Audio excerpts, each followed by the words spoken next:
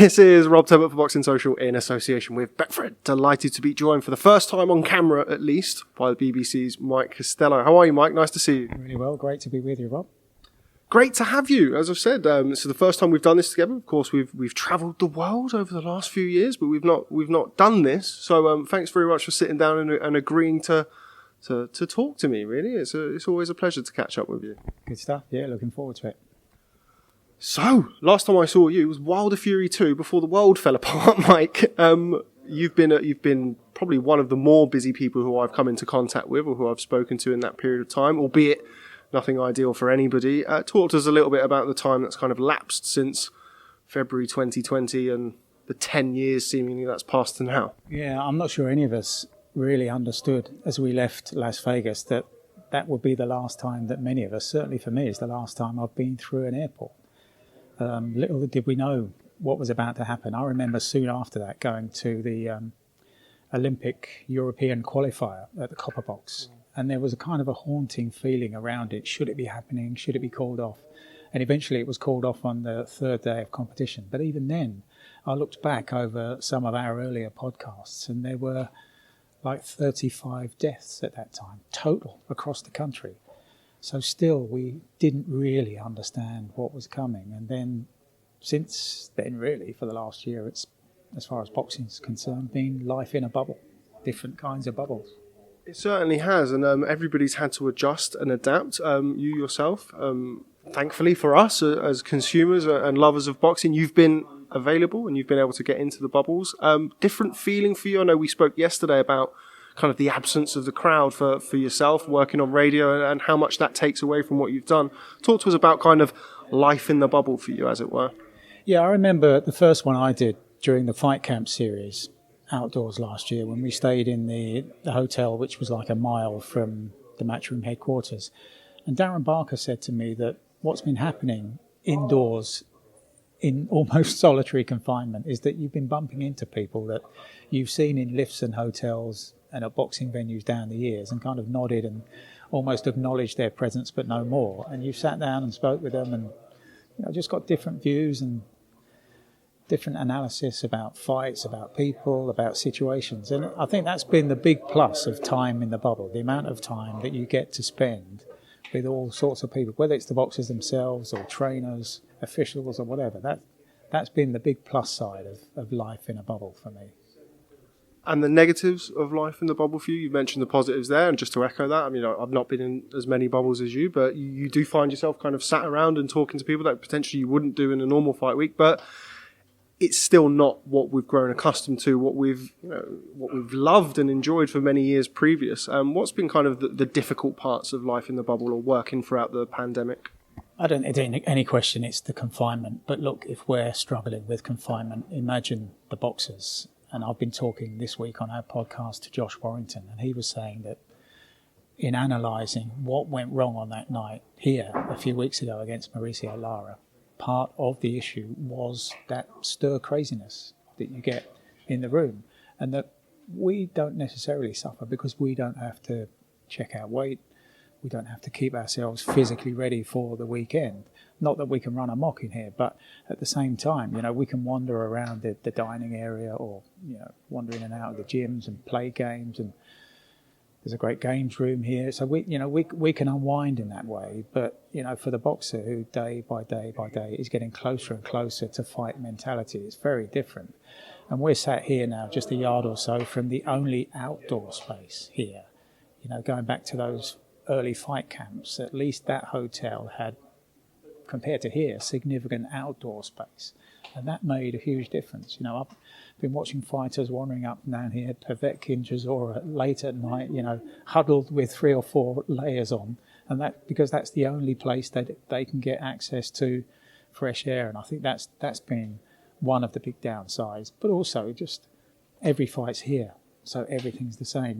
When you travel, whether it's Vegas or wherever, you want to wander outside the hotel and just wander around town and just get some outside space and just get away from the boxing bubble. But that's not possible here. But what I would say is that everybody has adapted, from Matchroom and Queensbury and the boxers in particular have just adapted, and to coin the phrase, they've taken it on the chin. And you look at the number of shock results. What if there's one thing I've learned, Rob, from this whole experience is that when boxers say a ring is a ring is a ring, I'm not so sure that applies as firmly as I once believed it did. I used to think that these fighters have got such strong mentality that they can move anywhere around the world in whatever circumstances against however hostile a crowd, and when they clamber through the ropes, everything's the same. But I've learned over the last year that it's not, because there are too many shock results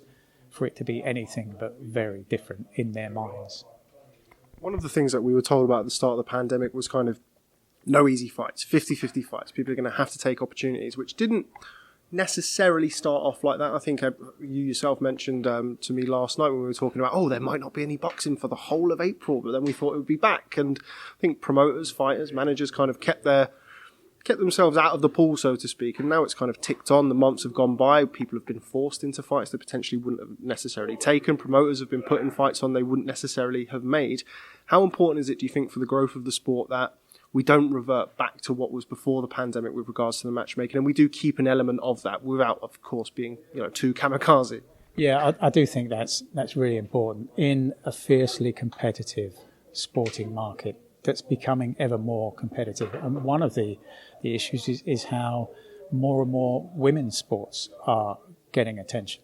So that marketplace is becoming more and more crowded. And it's happening in boxing. It's a big plus for boxing that we're seeing many more women on bills now. But I do think that if that, in the end, when we look back in years to come, if we ever do get back to anything that we can describe as normal, if we look back at anything that's come out of this, I think, that not so much the necessity, but the acceptance that those kinds of fights have to be made more often if this sport is to not just survive, it's to thrive.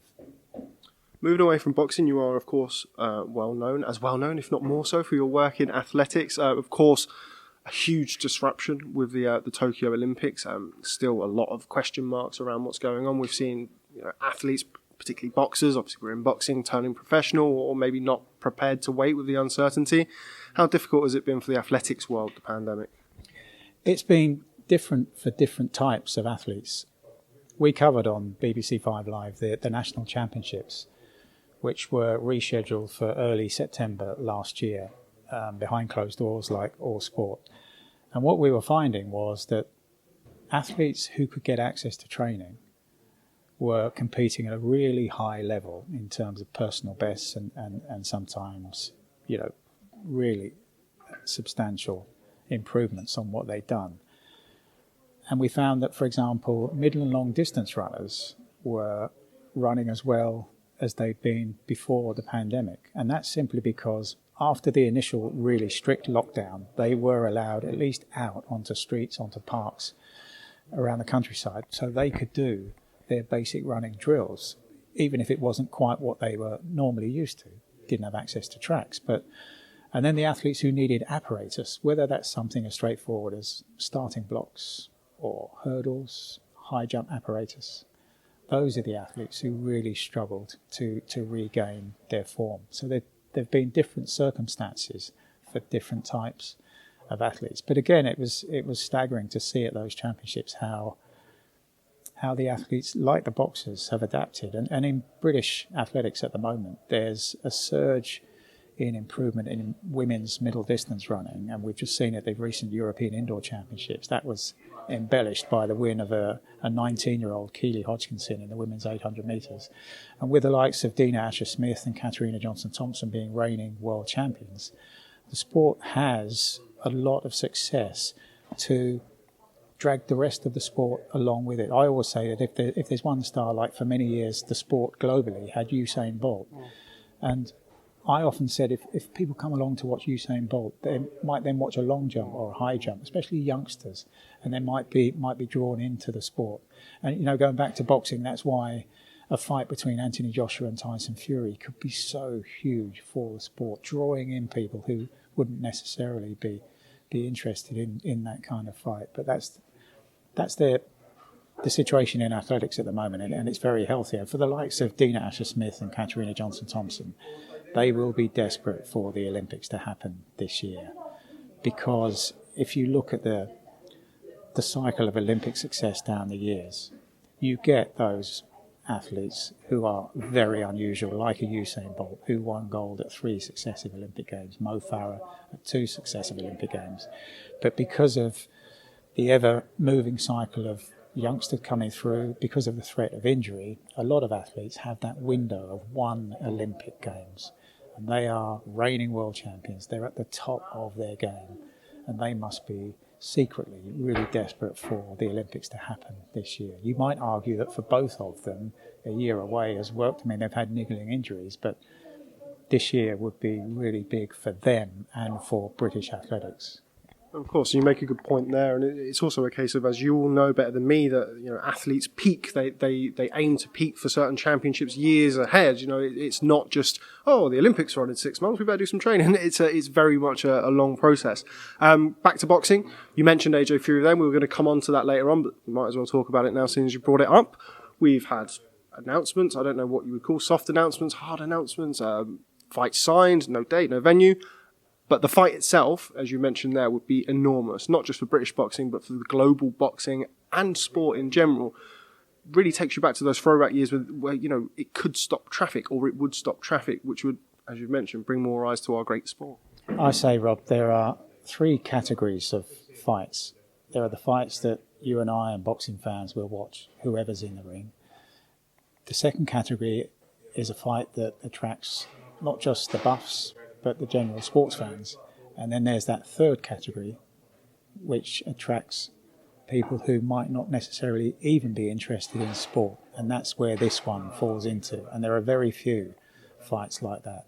And as we've been saying, this could be so important for the health of the sport. It's often been said, and I'm a believer in the principle that if the heavyweight division is healthy, the rest of the sport is healthy as well. And look, I know we can go back, and we've been talking about it just recently, pertinently, that when Muhammad Ali left the void, there were great concerns about, what's going to happen to our sport? We've got no global flag bearer.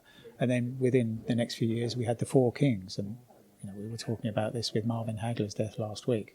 But I do think that right now, the presence of Anthony Joshua and Tyson Fury in a ring together will be monumental for the sport, especially how the sport can be delivered to the masses now with, what you're doing and the impact of social media on boxing. I think as much as any sport I know, I work in athletics, work in boxing, but I'm aware of what goes on in other sports, and I think boxing, maybe more than any other, has thrived online with channels like yours. But generally, social media has been great for boxing. It might mean that for that casual sports fan, quite often it's hidden away, but there is still a great thirst for information, for interviews, and for the big fights to happen. And it might well be that if you look back down the years, that social media has been really important in making fights happen. If you go back to Eddie Hearn talking about the tweet he put out about who wants a rematch or something like that, who fancies Wembley Arena for Frotch against Groves too, and that was the tweet that gave him, or the responses gave him, the conviction that it could work at Wembley. And I think that's what's changed over the last decade, 15 years in and around boxing, that the impact of social media, of YouTube, of all these platforms that weren't there in the not so distant past, I think have been a real plus for the sport. Anthony Joshua and Tyson Fury, myself and you, we've travelled around and we've watched them in America, we've watched them in Saudi, we've kind of been to first fights, second fights. Go back to that one of the kind of the things that's always stuck in my mind from that that shocking night in Madison Square Garden, Anthony Joshua, Andy Ruiz won, was your commentary of the third round, that now infamous third round where we saw Anthony Joshua score a knockdown and be knocked down again. When you're going through something like that, because you're such a big fan of the sport, does it just flow organically? Talk to me about kind of the experience and kind of living through the moment in something like that in such a huge sporting spectacle. Yeah, I think that comes from years of experience, A, of commentating, and B, of being in the sport, and therefore being really I know it's the corny phrase that we all use, but a fan with a privilege of being that close. But it's at moments like that when the fan and the commentator mix, and it's you have to be very careful to separate the two, because naturally you could say, "Get up, AJ," a bit like Harry Carpenter did the famous Frank Bruno, "Get in there, Frank," and he seemed to regret that for the rest of his career, and yet for most people it's the one line of commentary of Harry's that they remember. But that's one of the challenges, and I think there is an extra challenge for the BBC, and I'm not being poncy about that. I'm just saying, because the BBC is everybody's corporation, there has to be a degree of I think there has to be a degree of fairness. There has to be that degree of not taking sides and being as impartial as possible all the way through the commentaries. But it's difficult at a time like that. And for somebody like me, whose first real inkling of big time boxing was the fight of the century, Ali against Frazier, the first fight in 1971. And my dad came into my bedroom early in the morning as a young kid and gave me the result of that fight.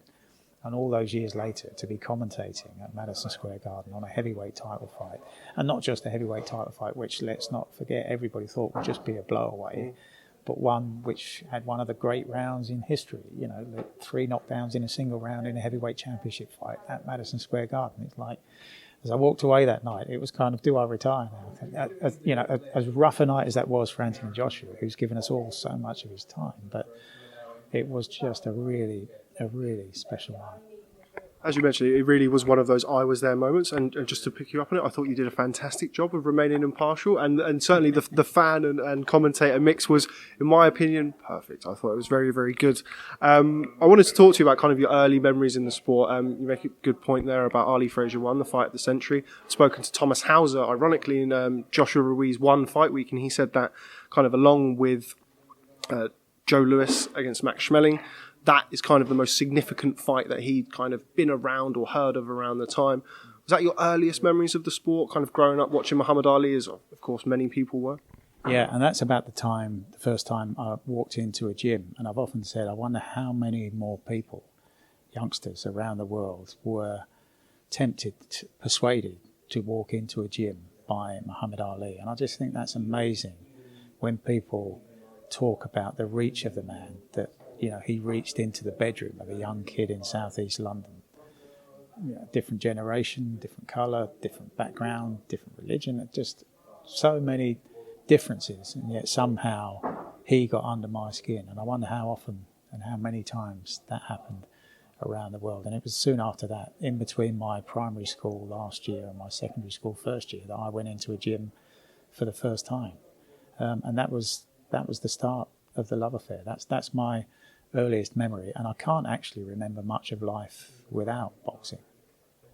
What other fights stood out for you kind of in that period of time? You mentioned the Four Kings, of course. Marvin Hagler, very sadly, very prematurely, unfortunately, passed away recently. What are your other kind of outstanding memories, fights, periods, eras of boxing that really resonate with you? My memories back then are domestic, because back then most of the best boxing was shown on BBC television and some of it on ITV, but there was a particular routine of Tuesday night fights at Wembley Arena or the Albert Hall in London, and then they'd be broadcast on Sports Night on BBC One on Wednesday evening. And for somebody of my generation, as a teenager growing up, the two big names that really stood out from that early to mid 1970s period were John Conti, who won the World Light Heavyweight title in 1974, and one of my uncles took me to that, and I'll never ever forget that night, October 1974. And then John H. Tracy winning the World Welterweight title. Now, he won the title in Mexico City, but came back to defend it in this country, and he was a huge inspiration for me. I remember going up to Hamley's, the toy store in Regent Street, and getting it was the only place that we knew back then that did printed T-shirts. I mean, how cumbersome, how old, how primitive does that sound? And I remember getting the Union flag with John H. and Tracy underneath it, and I used to proudly wear that in the gym, and I wore that till it was like 15 sizes too small, but I got the life and death out of that T-shirt. But those were the two, back then, were the two big heroes. But we were awash with boxing on television at the time, and I was growing up as a teenager in an era of only 3 channels on British television: BBC One, BBC Two and ITV. before even Channel 4. So a very different world to the one that we were talking about. How boxing for me has been thriving online, but back then it was very different. And people still hark back from my generation, but even later generations about, it was great when it was always on terrestrial TV. But the difference is the boxers now are earning an awful lot more money. So, you take one plus and then measure it against another and decide where you want to go and what's best for the boxers and everybody involved in the sport, in terms of wider exposure or less revenue. How do you compare boxing nowadays compared to the eras and the generations that you would have been a fan first and foremost, and then of course when you started to work in boxing? How do you feel that the boxing scene, circuit so to speak, ignoring kind of the disruptions of the last year, 18 months, compares to generations gone by? I think in the UK for sure, boxing was much bigger when I was growing up, when I was in those early teenage years, no doubt about it. And that's partly because football wasn't as predominant. I mean, if you move into the 1980s, and football really suffered with stadium disasters and deaths. And what was happening on the pitch wasn't great to watch, which is why the Premier League came about in the early 1990s. And so there was a chance, there were many a day when snooker was the back page headlines, but boxing had that chance as well to hit the back page headlines. And so I think it felt like a bigger sport back then, but that might be that I had that kind of childlike fascination as well. But there is the opportunity, these days for the boxers to earn an awful lot more money, even if the exposure isn't the same. And it sounds strange that one should lead to the other, but they don't. With the onset of pay-per-view is massive for those at the top end. So I think it's they're very different worlds to the one that I grew up in and the one I'm working in. They're very different worlds. But I'm not so sure that what we're watching in the ring is a whole lot different. The only major difference is that World Championship fights were 15 rounds and they're now 12 rounds. But I'm not necessarily sure that the sport has moved on in terms of the technical ability of the fighters that were around when I was a kid. Again, when I moved into my 20s, it was the era of the Four Kings, and we've got great fighters around now, many of them. But I think the fighters today would have lived back then, but likewise, those fighters back then would have lived now. And I think the likes of John Conti, John H. Tracy, maybe would have got more opportunities now with the 4 world title belts. Back then there were only the 2 belts. Now they would have more opportunities to spend more time as world champions. The additional belts in the sport, you make a good point there. Is that good or bad for boxing in your opinion? I think we're at a point where, with 4 sanctioning governing bodies, I think we've reached a critical point, but I think we've also reached a point where at least it means that virtually every fighter who ought to get a chance, if he got the right backing, will get at least a chance at winning a world title. When I was a youngster, it seemed to be that the sport was full of tales of woe, of fighters who were deserving of a world title chance and couldn't get it. Alan Minter waited a couple of years to finally get his world middleweight title chance. That wouldn't necessarily happen now, but it does mean that it's also diluted the value of a world title. But having said that, if you talk to any of these boxers here who've been good enough to win a world title, they still proudly proclaim themselves as a world champion, just as John Conti and John H. Tracy did. So in that sense, the title, thankfully, still holds that real special feel. Back to AJ Fury, we've spoken about that crazy night in Madison Square Garden. Really is, looking back, it feels like an awful long time ago, but when you start talking about it, and particularly listening to you there, it does bring it right back. Tyson Fury versus Deontay Wilder, of course, had their 2 fights. Now, the first Tyson Fury fight in LA was, I always say to people that the second fight felt a little bit more corporate, was a little bit more kind of an upmarket big fight, whereas the first one was kind of a little bit wild western. We spoke about it yesterday with the I think it was the weigh-in or the final press conference where it all erupted on the stage, and it really was a crazy atmosphere for the week there. All led to the crescendo of the 12th round, an unbelievable 12th round where we saw Tyson Fury rise like Lazarus. Every single time that I've watched it, I must have watched it 100 times, and I still can't believe he got up. Talk to me about what you were feeling that night at the Staples Center. I remember when he went down, and I've listened back to the commentary, when he went down, I didn't actually say, like many other commentators did, I've heard various versions, I didn't actually say he's not going to get up. Now, in hindsight, you might think, oh, that's pretty shrewd, and that's a good reading of the moment. But actually, I think I got it wrong, because he looked like he wasn't going to get up. So in my mind, I didn't really actually give the listener the most accurate impression, because he was gone. He was absolutely gone, and he wasn't going to get up. He couldn't get up. If you showed it to me now, I'm going to tell you he didn't get up. I still don't know how he got up. But, so me not saying he can't get up, surely it's all over, maybe didn't really capture it. You can say, oh, you were bloody clever, Mike. You read that one. You knew he was going to get up. I didn't know he was going to get up. So that's where, you've laid out the compliments about the night at Madison Square Garden. But, you're just sometimes 2 and 3 words away from getting it absolutely spot on, and just like it gets away from you. That's it's like the boxers themselves. And I often take heed of what they do and the amount of preparation they do, what they give of themselves. And when I talk to students who want to get into commentary, and I say, look, if you were to apply yourself like a Floyd Mayweather, if you were to apply yourself like a Usain Bolt, they didn't just turn up under the lights and do what they do.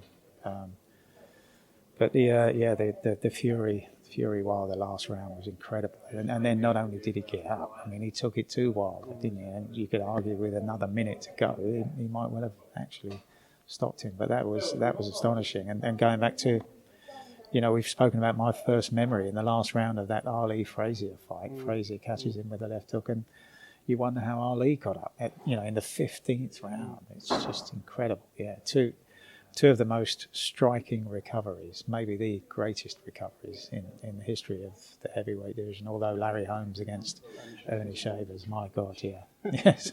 Yeah. Larry said he hit him so hard he woke him up when he hit the floor. So he knocked him out, and then he woke up when he hit the floor. I mean, that was truly amazing, how he came back from that. And to win the fight as well, just incredible. Yeah, when you look at those recoveries, Rob, and you just wonder, you're just in awe of what these people are and what it takes to get to the top in any weight division, but in particular in the heavyweight division, where they pro rata, relatively speaking, just hit so bloody hard. Modern day gladiators. We've spoken at length in this interview now about kind of those two fights.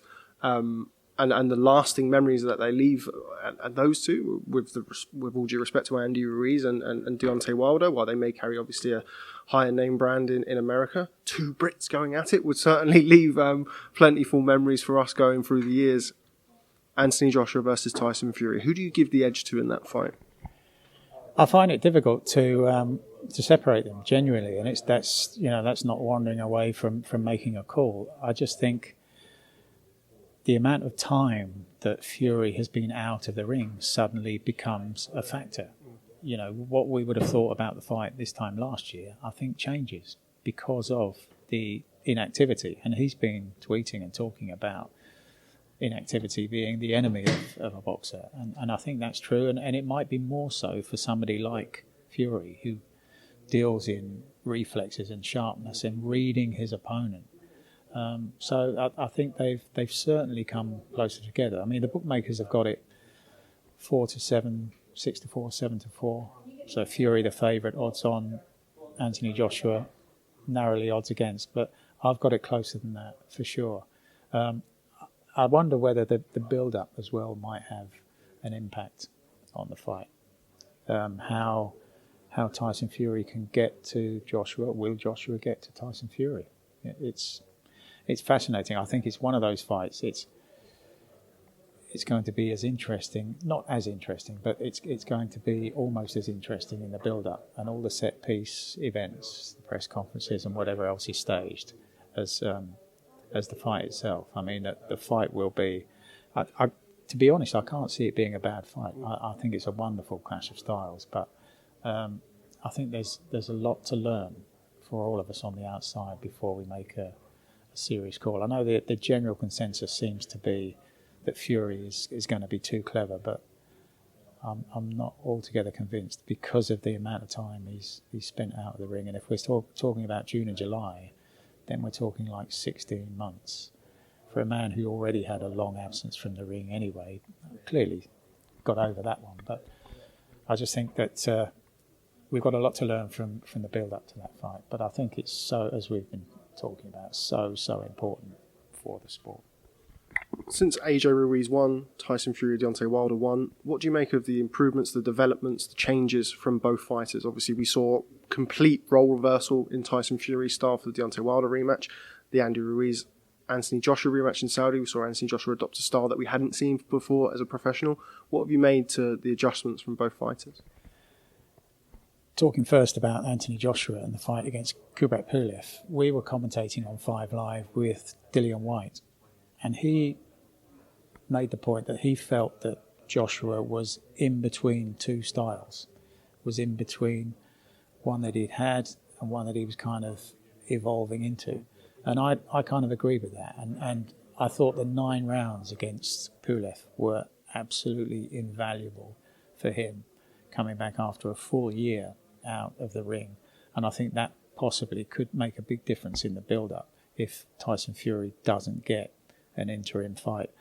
As far as Fury is concerned, I thought what he did against Deontay Wilder in the rematch was striking. I mean, it was a gamble to get on the front foot and, in a sense, to give Wilder the only chance that he had, which was to connect. He was never going to outbox Tyson Fury, but I think the way he took control so early on was really, really impressive.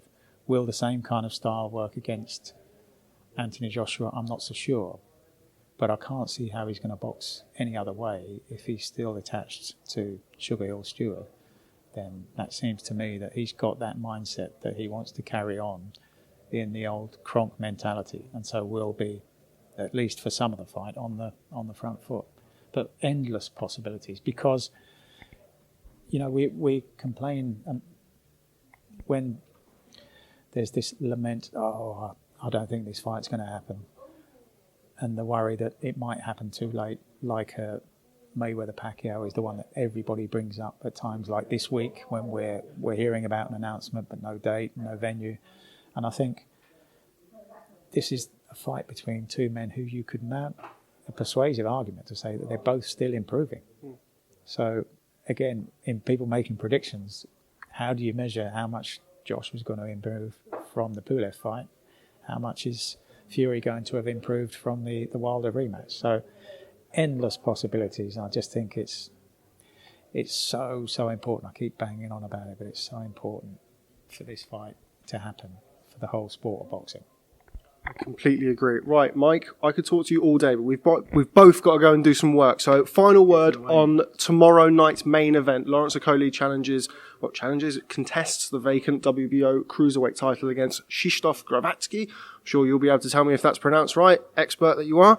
What do you make of that fight? Obviously a huge step up for Lawrence Okolie considering the opposition he's faced so far. Yeah, I really like the fight, and I think it depends on what type of Glowacki turns up, because this is a man who's lost only to Maurice Bridis and to Alexander Usyk. And look, against Usyk in particular, he was never in danger of winning that fight. But every time he got clipped, and he got hit often, whether Usyk is a particularly concussive puncher, well, he hits hard enough at cruiserweight if you look at his results. But every time he took clusters of shots, he went back at him. He went back at him and was a long way from being outclassed. He was outpointed and comfortably outpointed, but he wasn't outclassed. And against Bridis, I know one or two have said he was looking for a way out. Didn't necessarily seem that way to me. There's some good wins on that record of Glowacki. I've been watching fights as I do during the week. I tend to watch some recent fights, and I try and look at the worst performance and the best performance that's generally perceived to be that. And watching Okolie fights back-to-back with Glowacki fights, it's quite noticeable that Glowacki is quite slow. That could be a factor. But when you think that Okolie's had barely 40 contests, amateur and pro, there are a lot of styles he still hasn't faced. And this might be one of them. And I still have a question about what he'll be like under the fiercest of pressure. How will he cope? How will he cope when he's hit and hurt? The last time he was hit and hurt in the amateurs by the Cuban Erislandy Savon, he struggled. So this is a long way from a case of just turning up to win. I think it's a massive test for Okolie, and because of that the freshness against the experience, I think it's absolutely fascinating. Tough fight, as well it should be for a world title. Mike Costello, was worth the wait. Thank you very much for speaking to Boxing Social. I've been trying to pin you down for a while. Very, very busy man that you are. Do appreciate your time. Look forward to watching the fight tomorrow night with you. And hopefully, sometime soon, we'll be travelling to AJ Fury. He's hoping, mate. Yeah. Cheers. Thanks for your time. That was great, Mike. Thank you so much for your time.